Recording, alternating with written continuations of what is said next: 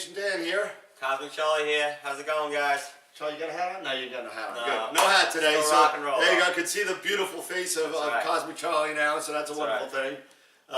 So we're down here in our new revamped kind of studio, and we got some good stuff going on today. We're going to take Cosmic Charlie's 8-inch, and we're going to add something called Bobs Knobs to it. This is a really cool little knobs to help you collimate. We're going to go over that too in this video. Charlie? Yeah, Bob's Knobs, guys, are just basically going to replace the screws that are in the front already on this little corrector plate, is it called? Or Yes. On the corrector plate itself, it's going to be basically like big thumb screws now, so you don't have to sit there with a little screwdriver worry about scratching the lens or anything like that. But Dan's definitely going to show you guys how to do it, and then we're actually going to collimate the scope itself with a laser and everything, and this wonderful Hotech setup we have down here. Thanks to Camera Concepts and Telescope Solutions in Stony Brook for letting us use the equipment. Jeff, Maria, Robert, and Dan and Philip and everyone down there, guys. Like I said, Camera Concepts, Telescope Solutions in Stony Brook, New York. Say hi to all the guys. Come on down if you have any questions. Dan's there on most Thursdays now. But I'm going to let Dan take the lead here, guys, and show you what's going on with the Bobs Knobs and the Collimation. Okay, so we're going to talk a little bit about the Hotech a little bit later. So we're just going to get this out of the way. But you don't need this to collimate your telescope. Now what collimation is making sure that your corrector plate, your secondary, which is right behind this little plastic piece, has a mirror behind you, and your primary mirror in the back, making sure that they're all aligned in a way so you can achieve perfect focus. Okay, so it's real important to make sure that all these things are done. Now you can do this with a star test out in the field, and I do that whenever I had my Schmidt-Cat screen every single time, right before I was doing any even viewing or imaging. I did it all the time. And what Bobs Knobs does, like Charlie said, was you don't have to sit there at nighttime with either a screwdriver or even worse, an Allen key, and try and do this, and then all of a sudden, 10 o'clock at night, you just scratch your corrector. And what Bobs Knobs does is the worst that'll happen is you might get some fingerprints, which you could easily get off with a piece of lint-free microfiber or lint-free pec pads. So what you're going to do here is you're going to take these 3 screws off one at a time and replace them with the correct Bobs Knobs. Now Bobs Knobs are different for every different type of scope. So make sure that you get the right ones. If you go to bobsknobs.com, it will lay out what Bobs Knobs you need to correctly get for your telescope. So what we're going to do is we're going to start by taking the screws out. Now be very, very careful in the beginning. It's a screwdriver or an Allen key, so be very, very careful. We're going to move this out of the way so it gives me a little room. We'll talk about this later. And guys, one other thing, I'm going to step back in the camera here for a second. Yeah, you want to do it obviously when the scope is in this position. You don't want to do it when it's vertical. You want to do it when it's horizontal. It gives you a better chance of not scratching it actually if you do it horizontally, not vertically. Exactly. Vertically, you don't want to have it down here and working on top of the thing. You want to kind of do it like this for the first time. And for doing the Bobs Knobs, you want to do one at a time. If you just install them the first time, take out one screw, put the Bobs Knob in. Do the other screw, do another Bobs Knob. So you really want to do it one at a time. But I'm going to step out and let Dan take over. Okay. Screwdriver. Screw. Unscrew. You may hear some rattling. It's okay. Don't worry. If you hear something smash, then you got a problem. I'm going to step in and give him a hand. Yeah, I just want him to drop that screw on. There's your screw. Here's the Bobs Knob, guys. And just I'm going to come up a little closer. That's a Bobs Knob. All it is, little thumb screw, guys. Little thumb screw to replace those nice little screws, especially when you're with Celestron. Has Phillips head screws there. So you just want to tighten up, just hand tighten it for now. You're going to worry about the collimation later. Okay? And we'll do that because I just tripped over it, so You ready for now? Not yet. Oh yeah. Take the second one out.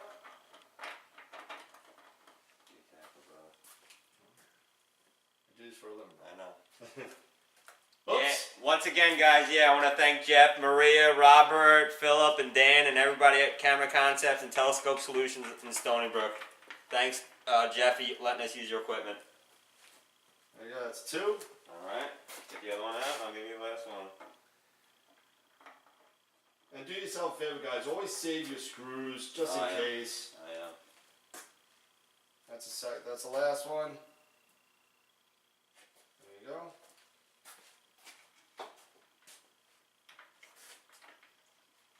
Don't ever have to put a screwdriver on that. But again, collimation now, guys, just done with your thumb screws by And that's the installation. Yeah, that's it. That's the installation of the Bobs Knobs. That's how simple these things are. So now, because we just moved the secondary mirror that's behind here all over the place, you're definitely not aligned. So in order for you to get focused, we need to make minute adjustments to these knobs in order to make sure that this secondary is equal in angle to everything else. That's the biggest thing. If not, like Dan said, guys, you won't get good focus, and Don't get focused at all. And your observation actually won't be clear either. It'll be all fuzzy, and you won't be able to see anything. And I know we're being a little. Yeah, what do you need? We're being a little. You know, we're actually doing a kind of live thing right now. Yeah, this is a live video, guys. So this is going to be a little bit ad-libbed. So what I'm going to do is I'm going to show you. So what's going to happen? I'll show you right now. And slowly. Images. Okay, so what's going to happen is you're going to get something like this. When you try and focus something, that's what you're going to get. And that's an uncollimated. That means your secondary is twisted and it's not equal to the rest. Primary. That, when you got a center, it's actually, that's not even that great, to be honest with you. But it's better. It's more better. It's better than the other one. That is more of a collimation that you're going to get. Now with a laser, with a Schmidt-Cassegrain grain like we're going to use later, you can get this really, really, really good and really close. So it's very, very important, especially when you're doing photography. You're not going to get any of those egg-shaped or out of focus stars in your frame when you do this. You got to do this. I would say every time that you image, you would do this. Yeah, especially an important imaging session. Okay, and we're gonna pause for 1 second. We're gonna set this stuff up, and we're gonna get this ready for collimation. Okay, so this is what we're starting off with. This is the Hotech Advanced CT Laser Collimator. You get it for about $400, but this is what we use in the shop to collimate your Schmidt-Cassegrain grain. You can use it if anything under 7 inches. You can't use it because what happens is the baffles get in the way. So it won't have enough room to get the lasers out of the tube. So you can see, and I'll show it to you in a second. There's a couple laser points here. So it's a really good way to do it. It takes a little time, but it gets it dead on. I'm going to shut the lights off 1 second to see what I'm talking about. This is not a totally collimated thing. I'll show you what it is in a little bit, and we'll turn it off and we'll go to the next one. All right, so we got some little lighting things going on here. So don't be afraid when you turn off the lights. We're going to show you what the laser looks like and what an uncollimated, unfocused laser would look like. If we go to the collimator right now. And the lights are off. So this is a way out of whack collimation. And try just watch your face for a second. So basically, you can actually see where the center obstruction kind of is blocking some of the laser here. So what you want to start off with is, and I won't go too in. If you want to know more in depth on how to use the laser Hotech Collimator, you go to hotech.com and there's really a good PDF on it. So you want to make sure that, number one, these lines are in the same length.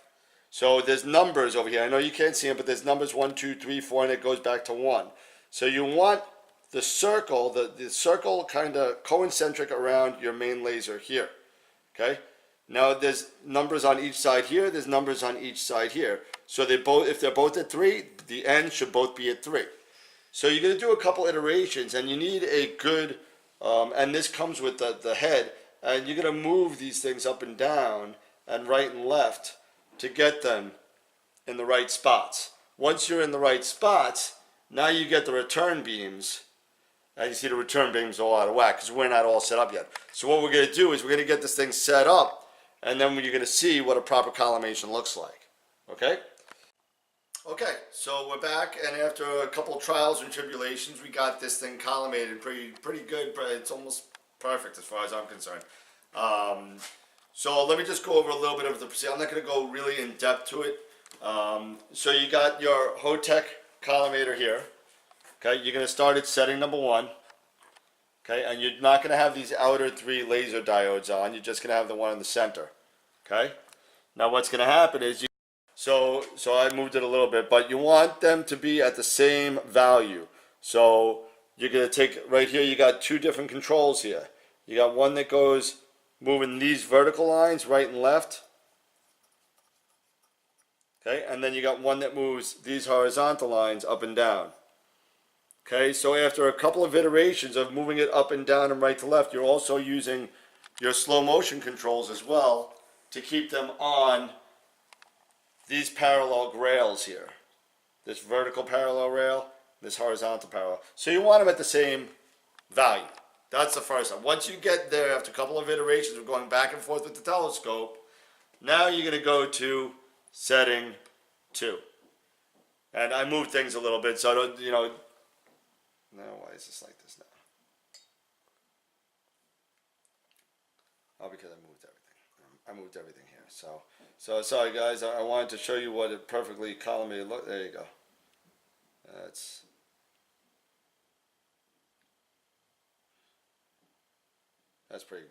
close, but because I moved things a little bit, it's a little bit off, but this collimation on the scope is good. So what you want now you got the 3 laser diodes, the other 3 ones on. You see that one disappeared.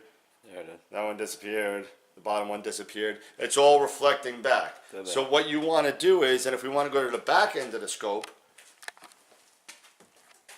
come on back here, and you have another piece here that screws onto the back. This is a 2-inch back rear cap, and you see, see the dot, right? Oh yeah. All right. So if you're out of focus, you see it's going to be 3 dots. Okay. So you want to get it tight and in focus. That's the first thing. Now, if we go back to the Hotech, I'm going to shut the light off again. Okay. Now you got 3 dots in your field as well. You want those 3 dots in the same ring. So this is a 6-ring, 5-ring, 4-ring, 3-ring. Okay, depending on the width of depending on the size of your scope, this is an 8-inch. This is going to be usually either a 6 or a 5, depending on how far you are away from your primary mirror. Okay, so you want that in there. So how are you going to do that? And I'm not going to touch these. You're going to go to the Bobs Knobs that we just installed. And you're going to go loosen one, tighten one. Loosen one, tighten one. Do not loosen all of them. Your secondary will fall. You'll break it and you'll be like, Declination Dan said to do it this way now. This is the way you do it. So you loosen one up. You tighten up the other one. You loosen up one, you tighten up the other one. And then you get this. Okay? Now again, I moved things around a little bit, but this is all in the 6-ring, or it would be if I didn't move everything. And this is all concentric here. So that is a perfectly collimated Schmidt-Cassegrain. Now, me, I'm a little crazy with collimation, so I'll sit there and I will actually, when I go out into the field, I will go and I'll field test this on a star. And if it's not perfect, although it should be, I'd still tighten it up a little bit. I play it around, and if you remember, the first picture that I showed you, it had the little off-centered donut. You want that donut hole right in the center, so you make sure that and as you get closer and closer to focus, you're making minute changes. You want that circle in the middle of the star, guys, the donut, concentric as possible, as round as possible. And that's it. That's all there is to it. Again, you don't need a laser. You could use a star test in the field. This is definitely a lot more precise. You can use an artificial star too. The boxes. There's a Hubble artificial star. Antari sells it. There's a couple. Hubble sells it. A couple other places sell it. But the issue with that is you need to be, depending on the Hubble star that you have, you need to post it like 100 feet away. Yeah, at least 100 feet. So if you don't have a 100 foot backyard, some of us don't. If you live in Manhattan, may not happen. Right.